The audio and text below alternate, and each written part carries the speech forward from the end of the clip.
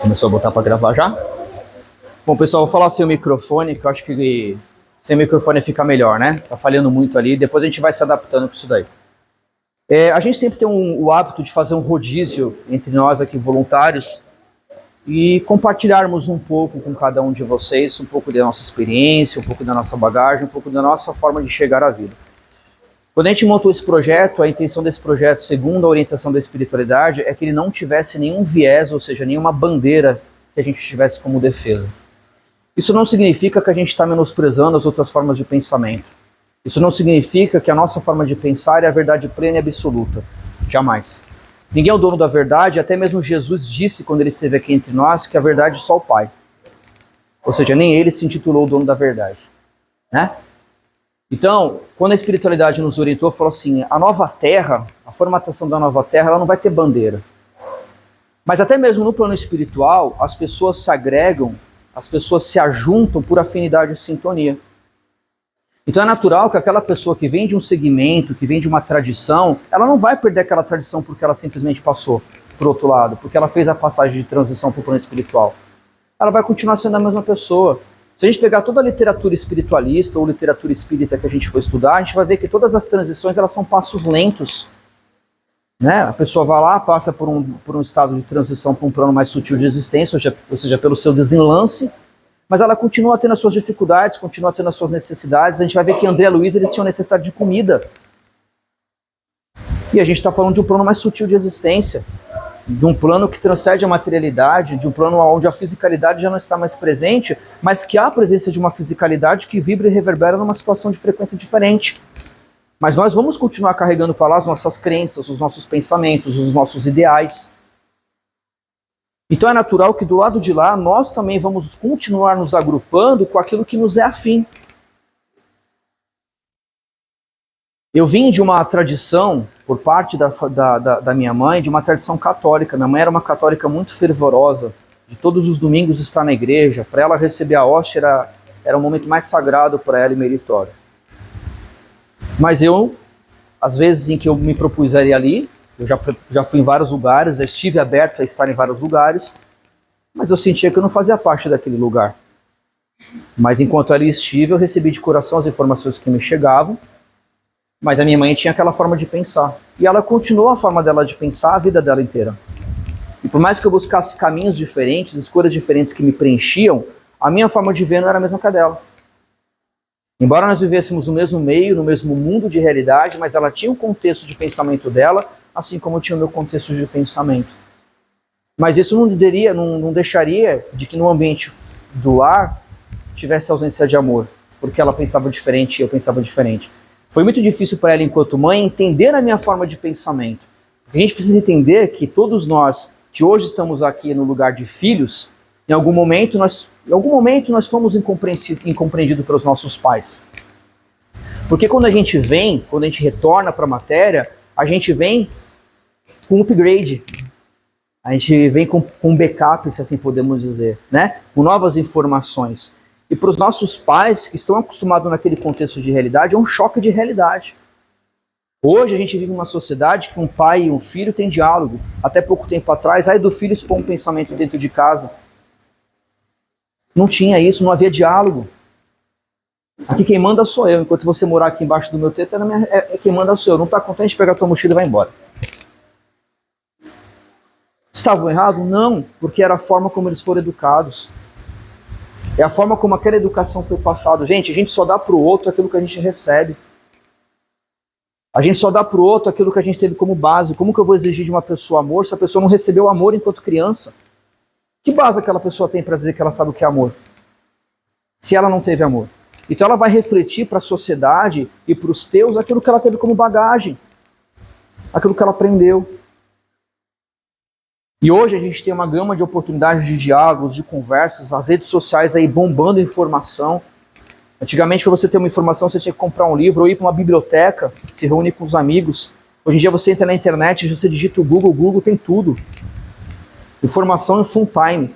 Eu tenho uma filha de 19 anos, eu estava conversando com ela um tempo atrás, ela agoniada, porque ela gosta de assistir desenho japonês que nem eu. E ela, pai, tá demorando muito para ver o episódio. Eu falei, que demorando? Uma semana. Daqui a semana que vem sai. Não, tá demorando muito, porque o tempo deles é outro. Eu falei, filha, na minha época, tinha um tal de um desenho que eu gostava de assistir, que era Cavaleiros do Zodíaco. Levava um mês para cada episódio. Pai, como que você aguentava? Pai, seu mundo era muito doido, cara. Porque a informação é full time, é tempo real. Com um clique eu falo com o mundo. Com um clique eu falo com o universo. Com um clique eu tenho informação. Eles não entendem isso. É um choque de realidade, como em algum momento nós fomos um choque de realidade para os nossos pais. E aí eu me preocupo com isso. Será que nós estamos preparados para essa nova geração? Porque se a gente já é preparado para essa nova geração, como que eu posso falar de nova terra? Porque, gente, não é a gente que vai herdar a nova terra. A gente vai preparar o terreno para a nova terra. Emmanuel deixa bem claro para Chico que nós iríamos iniciar, ou seja, entrar com o primeiro pezinho no plano de regeneração em 2057.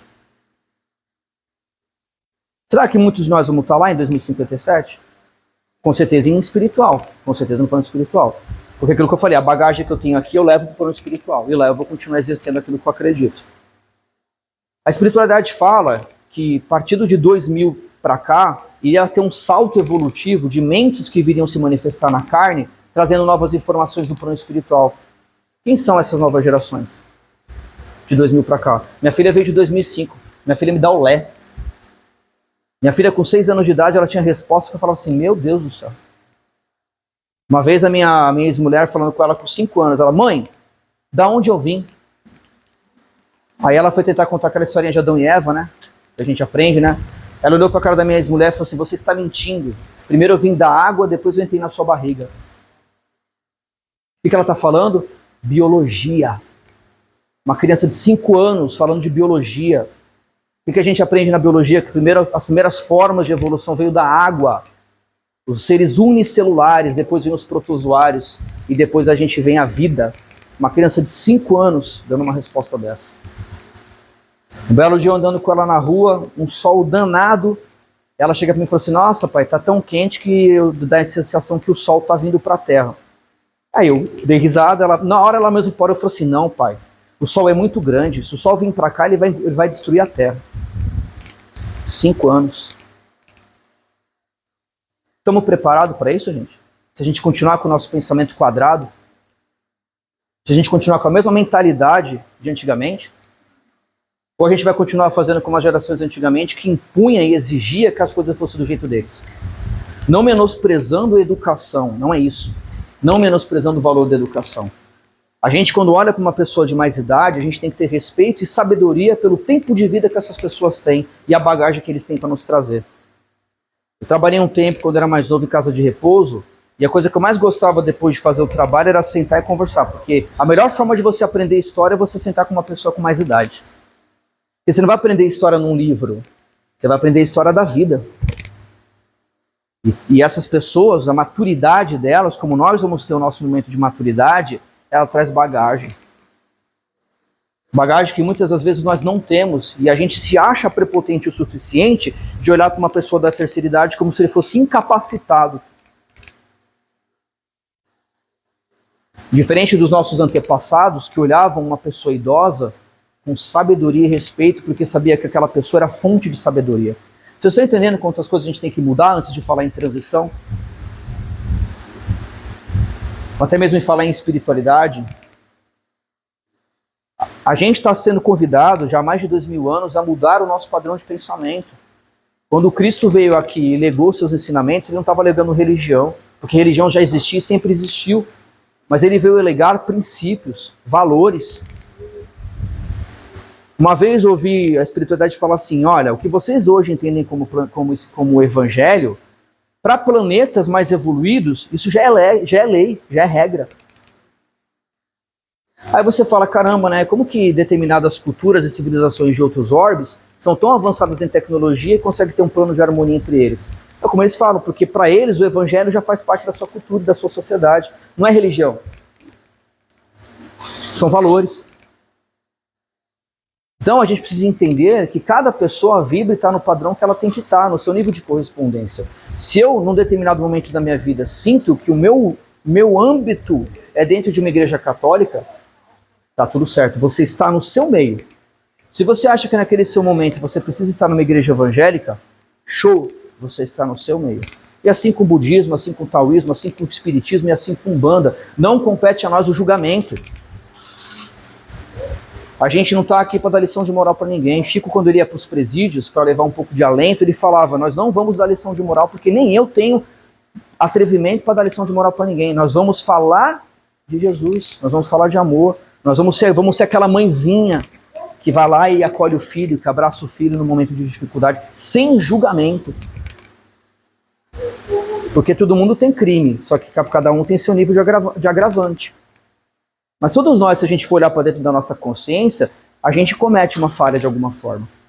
Muitas das vezes a gente comete um ato e a gente fica depois se punindo. Caramba, eu não devia ter agido dessa forma, eu não devia ter agido assim. Caramba, eu estou lá estudando, lendo, parece que eu não mudo. Mudou, gente, porque só você reconhecer que você errou, isso já é um grande passo. Porque quantos estão aí errando e acham que não estão errando, eles acham que eles estão certos.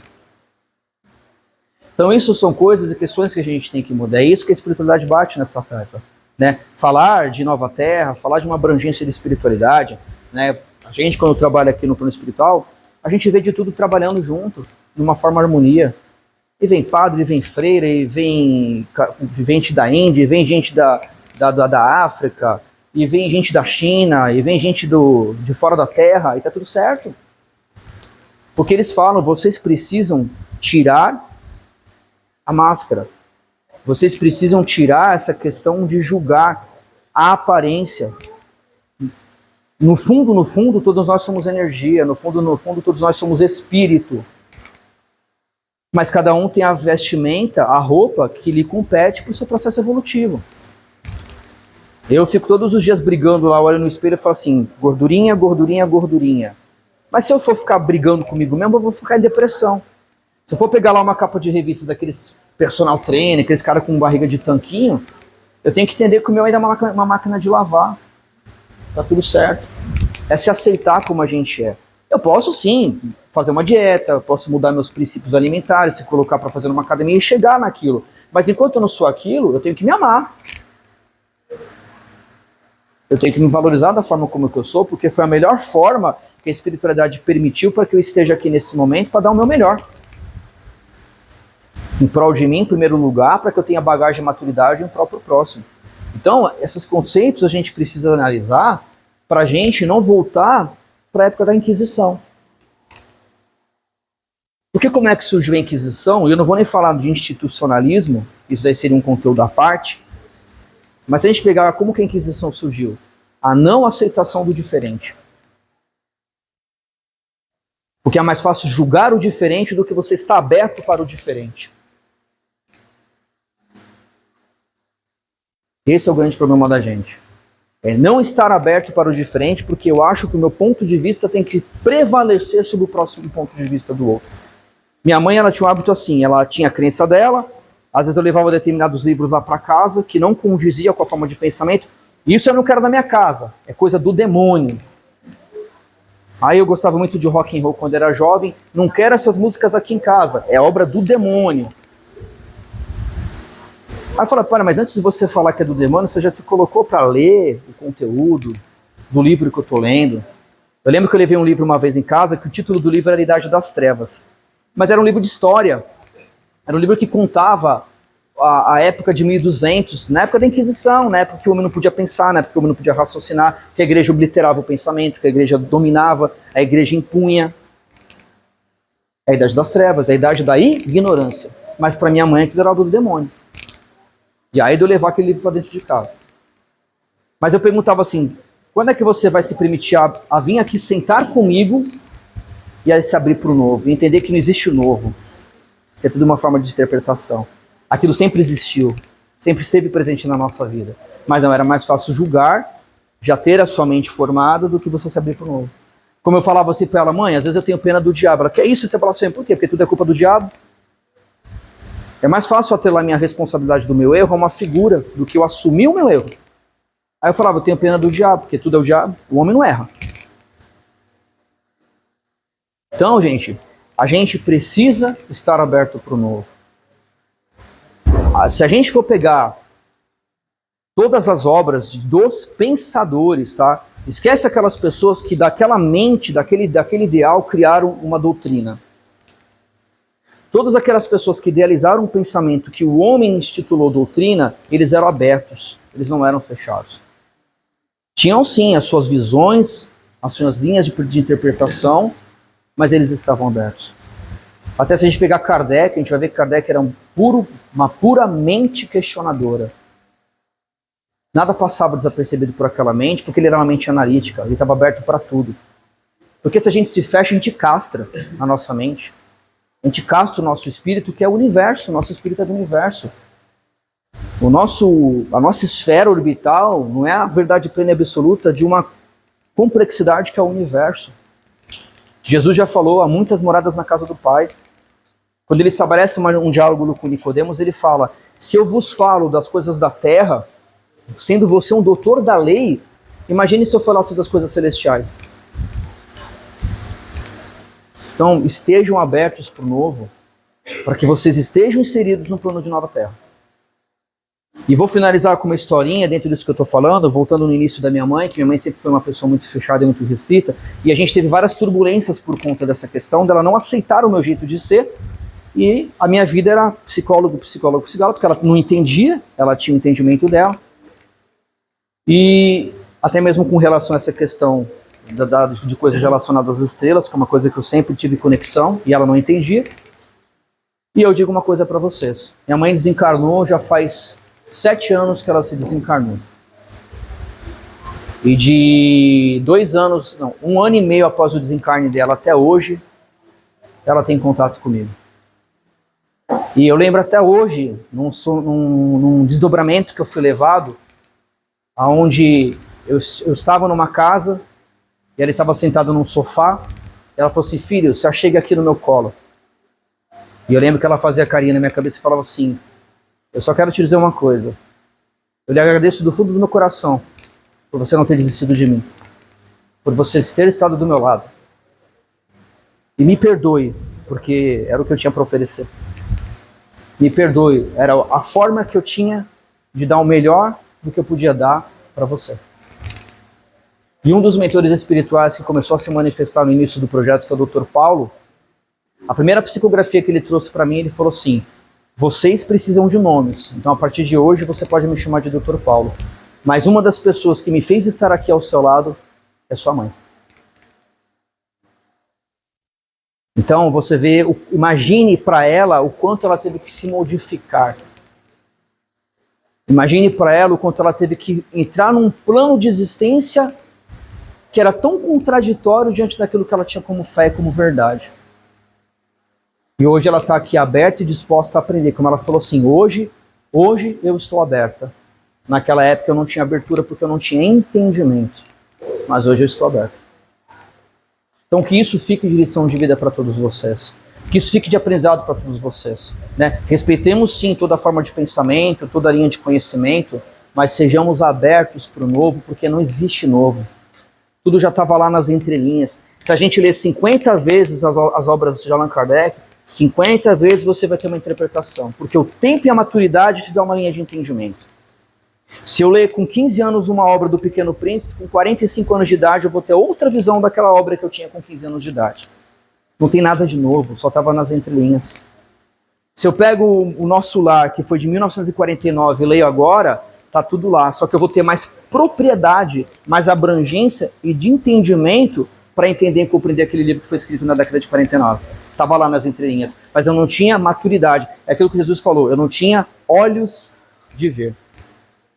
Então, fica o meu carinho para vocês, em nome de minha mãe, da espiritualidade, e que Jesus ampare e conforte o coração de cada um de vocês. Agora a gente vai estar chamando por sequência, tá? E vocês aguardem a sequência das ordens de chamada, tá? E um bom sábado, um bom final de junho para todos vocês e um bom início de julho na vida de vocês. Leve o nosso coração, o nosso carinho e a nossa disponibilidade para a vida de vocês. Gratidão.